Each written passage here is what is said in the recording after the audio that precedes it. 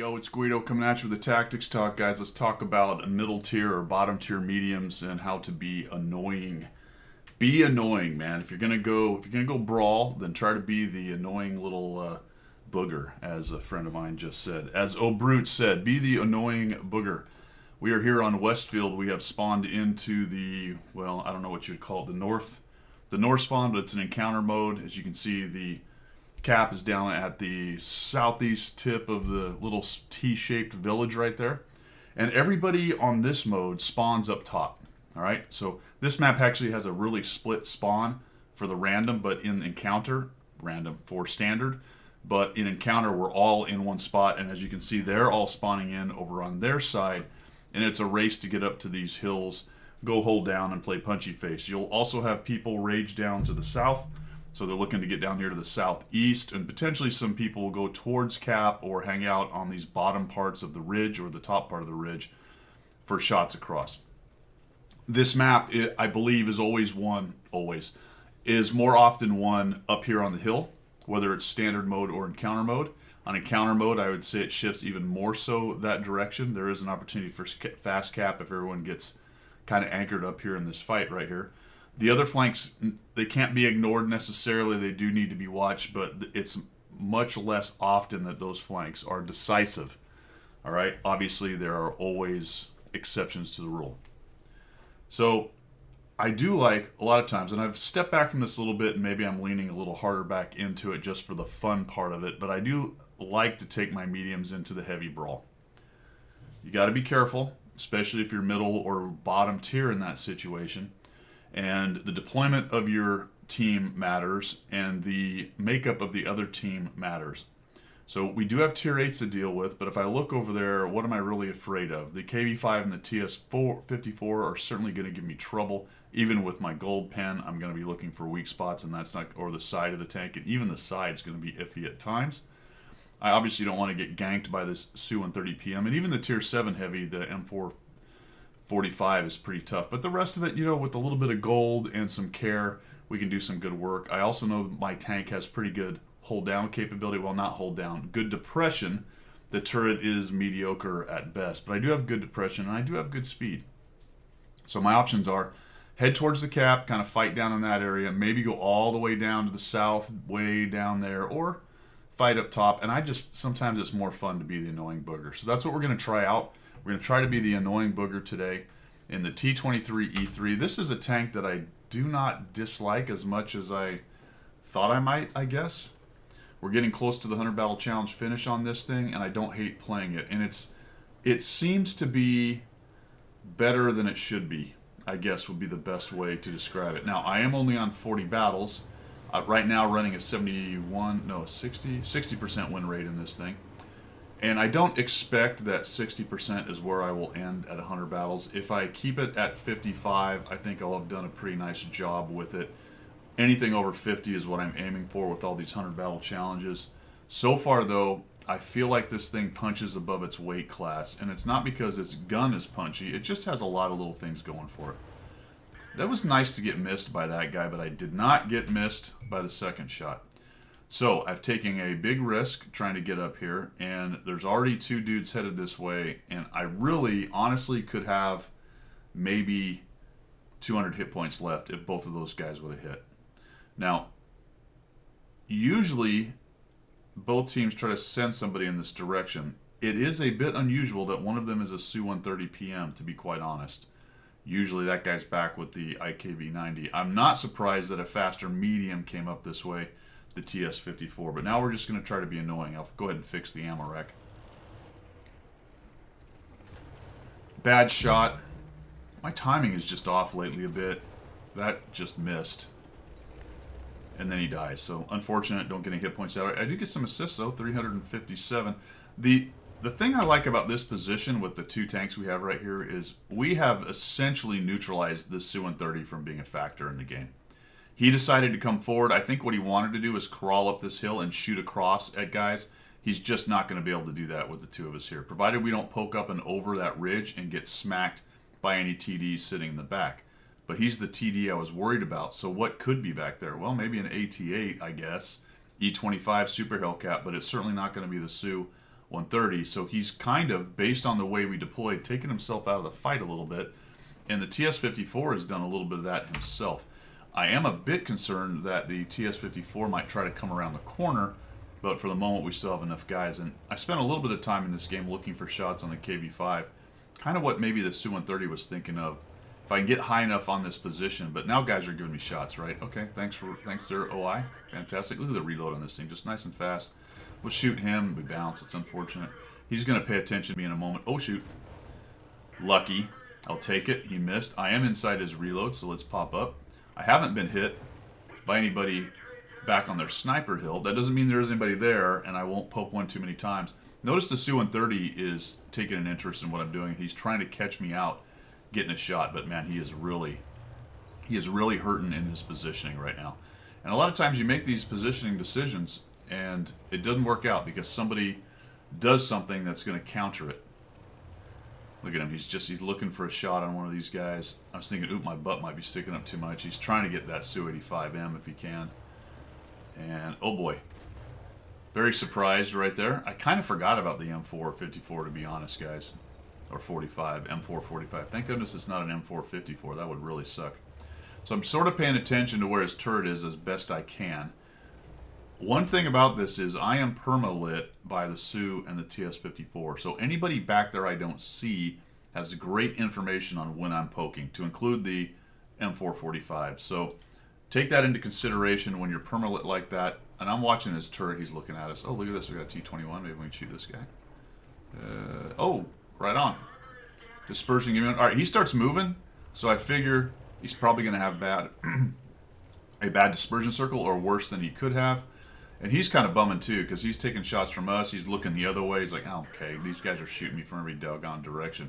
He'd have done better to fade back down, but you can tell he's like, all right, I'm a heavy. This guy, I'm going to get this guy. He can't keep doing that to me. So I'm not going to let him have that shot. He's looking right at me. Maybe the KV-5. We can get a shot on him. We'll come up here and we'll shoot his gun. Ooh, I actually hit him. Holy cow. The Su gets thumped. That's nice. So now our guys are looking at him. And notice the M445 just died, so that's why I'm pushing, to try to help at least kill the Su-130. And it's unfortunate. I don't know if maybe he... Let's back this up, because I'm not sure what happened there. I make a bad decision against the Su-130. Okay, he's got a lot of hit points, that's why. All right. So let's look at the sequence again. I think I'm backing up here looking for a shot on the KV-5. There goes the M445, which I don't notice initially. As I move forward, I notice. All right, so the Su-130 is a two-shot to the T-3045. Probably still a two-shot, because even if he hits him and I hit him, I don't think we have enough alpha to kill him. So he comes up and over. He does put a nice shot. That looks like HE based on the shot and the damage, the way it hit. This dude's starting to look. And I make a mistake here, because as I come up and over, I don't kill him. That's unfortunate. I even high rolled right there too. So I guess that was the right move there. I probably should have gone straight for the ram. I carve over. Yeah, so I should have gone straight for the ram on the Su-130. But guess what? You're the ram, guys. Works out. That tiny little bump takes him out the last 10 hit points. This guy gets a shot on me. I'm really hoping he doesn't have another shot here. Decent mobility on this tank. We just sort of punish him a little bit. We're going to bounce one, and we'll go right back to our little hidey hole here and swing right back around. That worked out a little better than maybe it should have, to be quite honest. But I'll take it. KV-5 is now out in the open. And I try to track this dude here. He's looking at me, right? So he's fighting some more heavily armored stuff, and look at him just sort of staring. I'm going to come up. Look at him. He's looking right at me. He takes a sheet. He's like, I want to shoot the guy I know I'll pin. I'm trying to track him. It just is not happening. The little pew-pew tank, little pew-pew gun can't do it. I go for the weak spot-ish. Can't do that. He wants to shoot me. That was not my kill, unfortunately, the Skoda. The Skoda, by the way, has a big game. Does a lot of damage. We're going to come off of the hill right there. And we've just been the annoying booger, guys. And unfortunately, right here, I do something to the poor IS-6 that... I get irritated when people do it to me, but just kind of watch what happens here. We're blazing through. I'm looking for a shot. I'm gonna notice this guy over here, and I swing my view. Did you see what was going on right there? I'm gonna take a shot at him. Oh shit! Knocked him off his line. He gets irritated. He's going to call me a name, I think. He's looking at me. He's like mad. He's typing while he drives. Here it comes. Thanks, a-hole. You're welcome, sir. Cheers to you. Didn't see you. No excuse. Get out of my way. Oh, man. Yep, I do try not to do that, but that was just one of those things. And I do get mad when people do that to me. All right. Shoot. Nope, we're going to miss. Oh, come on now. One shot. There we go. Someone else gets it. I get the assist. That's fantastic. 1,400 damage. 624. I don't know if it's probably been a while since I've mentioned it, guys, but when you have games like this, obviously we've got a romple going on. So we do a really nice job up top. In fact, all across the board, we basically win every flank that we're fighting on right here. Once you win the flank you're on, there was no reason to go back. Guys were all kind of, and going back is a little more, is a bit different on the encounter games because you're not going back. You might be flowing towards the cap if they're trying to cap or something like that. But you want to pay attention to what the other flanks are doing and go somewhere where you can be useful. Additionally, in the romple stomps like this, you want to put your right foot on the accelerator, right? Your left middle finger on the W, or depending on how many fingers you have, maybe your forehead, I don't know, your big toe, other appendages. Just press the W, fellas, and get in there. Press the W, get in there, get some hit points, get some assist. Who cares if you don't have a lot of hit points? I didn't get a shot. I waited too long on that. Who cares if you don't have a lot of hit points? If you're in danger of losing potentially and you have low hit points, don't go rushing out and just give away your hit points. Be more careful about your approaches. But a game like this, I just W and I'm headed down here. Let's go find the RD. Let's swing around. Maybe there's a couple lights. Turns out most of them were still by the cap and the E25 was right there. So I don't get a whole bunch more. But I got a little bit out of it, right? So for 2,000 combined, which is a decent game, not amazing, but decent on this map on encounter in a mid-tier tank, right? Tier 7. So just a fun little battle being the annoying booger. We neutralize that Su-130. We keep that TS-54 sort of busy right there. Bad positioning for 2 of their 8s to go to that same position and be relatively useless. It's not a bad position necessarily just off the bat. It kind of depends on how everybody else deploys, right? Me and the 30-45 took a chance. We ate some shots, at least I did, a shot trying to get over there. So it's not like there's no danger in situations or positions like that. But a lot of times, if you take some of those forward important positions like that, you can be that annoying booger and really kind of shut down some of the options that the enemy team has. Not a lot of people like to do that in this game, and a lot of times it is situation dependent. Like I said, I looked at the setup, and while I was mid-tier, it wasn't that scary in terms of what they had out there, and I figured I could probably, based on the speed of my tank, get there. I might lose some hit points a little bit, but hopefully not too many, and then I can be the annoying booger. It is true that I could have just got completely ganked crossing right there. Let's say the Su hits me, the TS-54 hits me once, maybe I get tracked, he hits me with his second barrel, or somebody else was paying attention back there, I get hit a third time. Now I'm the first guy out of the game. Right? So I'm not advocating that you always do that, but make a educated decision based on your tiering, the map, the mode, the setup in terms of the tanks. And a lot of times, I think more often than you might think, you can be in some of those forward positions like that and be that annoying booger. And the cool thing about that position is that it's got a lot of protection, right? If you really need to, you can dive down and you're untouchable for the most part, even by artillery if you have to. But your presence there allows your team to know what their team's doing, because I did talk that I was proxy lit, but guess what? At the same time, they're proxy lit, so my team knows what the hell they're doing.